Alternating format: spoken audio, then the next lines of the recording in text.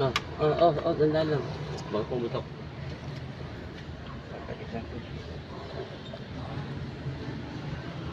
Doon lang sa blower konektado yan eh, di ba? Wala namang ano yan eh.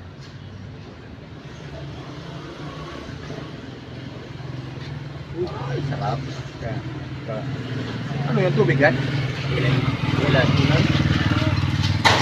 Galing na dito.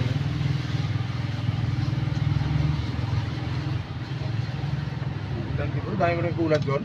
Ha? Kulant yun oh. May- Dito, Hindi nabawasan yan. Konti lang. wala na ng konektad dito ang may naka-maximum pa nga tayo. Malaki pa kumpanya niyo, boss. Oo, dun. Magkano isang araw yung papatak dyan? Eh, mura lang ang araw naman dito. 700 lang araw naman dito eh. Pero yung side na wala.